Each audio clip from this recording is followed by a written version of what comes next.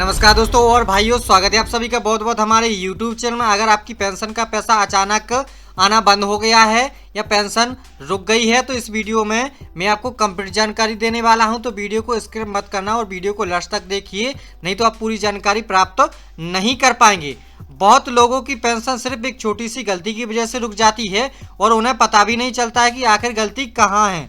अगर आपको भी पता नहीं है, आपका भी पैसा नहीं आया है या आपका कई महीने का पैसा बंद हो गया है, तो सबसे पहले आपको ये समझना जरूरी है कि पेंशन क्यों रुकती है। देखिए, सबसे बड़ा कारण होता है ई-केवाईसी पूरा ना होना, और दूसरा कारण होता है बैंक खाता आधार कार्ड से लिंक नहीं होना, और तीसरा कारण होता है डीबीटी बंद होना और कई बार बिना जानकारी के नाम लिस्ट से हटा दिया जाता है।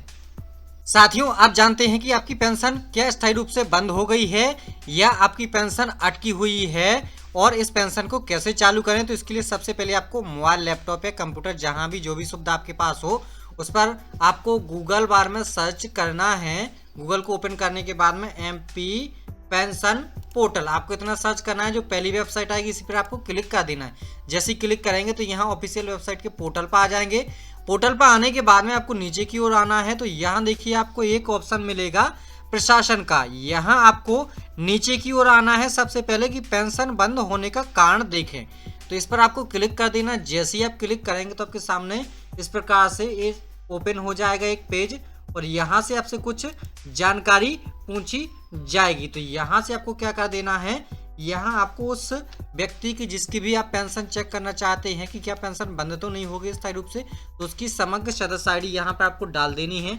इसके बाद में जो कैप्चा कोड दिया गया है, कैप्चा कोड आपको फिल कर देना है।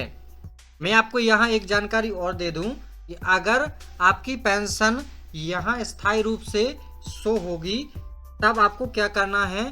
तो देखिए, यहाँ सबसे पहले विवरण खोजे पर आपको क्लिक कर देना। जैसे ही क्लिक करेंगे तो यहाँ नीचे की ओर कुछ जानकारी लिखी हुई आ जाएगी। देखिए, ये नाम आ गया, पूरी जानकारी आ गई है, और यहाँ जो एक्शन लिया गया है, यानी कि जो पेंशन होने का कारण है, यानी कि जो बंद हुई पेंशन है वो किस कारण से हुई है कि समग्र पोर्टल पर आधार ई-केवाईसी के उपरांत आयु 60 वर्ष से कम होने के कारण इनकी पेंशन स्थायी रूप से बंद कर दी गई है। अब मैं आपको बता दूं कि क्या होता था, पहले आधार कार्ड जरूरी नहीं होता था पेंशन के लिए। तो जो आधार कार्ड में बस उम्र लिखी होती थी समग्र ID में, उसी के अकॉर्डिंग मान लिया जाता था कि व्यक्ति 60 वर्ष का हो गया। लेकिन जैसे ही ई-केवाईसी की प्रक्रिया चालू हो गई है समग्र पोर्टल पर, तब ई-केवाईसी करने के बाद में इस व्यक्ति की जो उम्र है वो अभी 60 वर्ष की नहीं हुई है आधार कार्ड में, इसलिए इनकी पेंशन स्थायी रूप से बंद कर दी गई है। इनकी पेंशन अब कब चालू होगी, जब इनकी उम्र 60 वर्ष की हो जाएगी, तब इनको दोबारा आवेदन करना होगा नई पेंशन के लिए।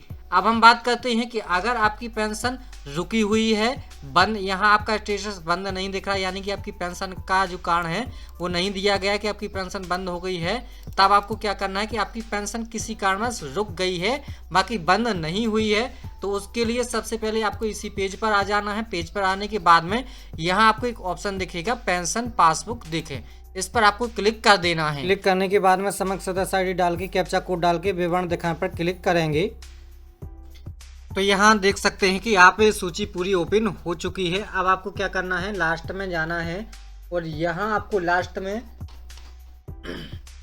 यहाँ लास्ट में नहीं, यहाँ शुरू में दी गई है 25-26 फरवरी, यानी कि जो फरवरी की जो राशि है वो इनके बैंक खाते में पहुँची है या नहीं पहुँची है।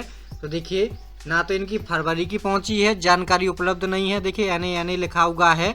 तो इनकी जो पेंशन है वो लगातार दिसंबर से इनके खाते में नहीं जा रही है। देखिए, यहाँ दिसंबर से ही ये दी गई है कि जानकारी उपलब्ध नहीं है। NA कार्यवाही प्रक्रिया अधीन है, यानी कि जो कार्रवाई है वो पेंडिंग में चल रही है।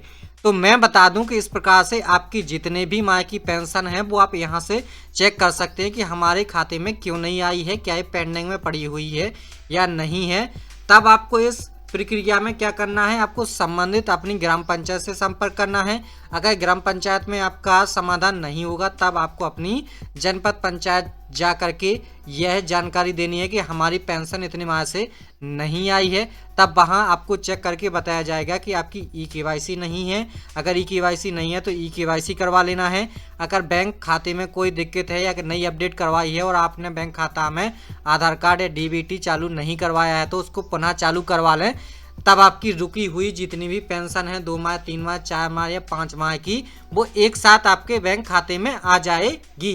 अब मैं आपको यहाँ एक चीज़ और सुनिश्चित करा दूं कि मैंने आपको 2 जानकारी उपलब्ध कराई है। पहली कि अगर आपकी पेंशन स्थायी रूप से बंद हो गई है तो उसे कैसे चेक कर सकते हैं, और दूसरी कि आपकी पेंशन आ नहीं रही है, बस पेंशन तो चालू है लेकिन आपके खाते में नहीं आ रही है। तो दोनों ही प्रकार की जानकारी में अगर आपको चेक करने में कोई समस्या आती है तो आप हमें कमेंट करें, हम आपकी मदद जरूर करेंगे। और अगर जानकारी आपको उपयोगी लगी हो तो कृपया हमारे चैनल को सब्सक्राइब कर लें और वीडियो को अधिक से अधिक लोगों को शेयर करके उनको भी जानकारी दें, जिससे कि उनकी भी समस्या का समाधान हो सके।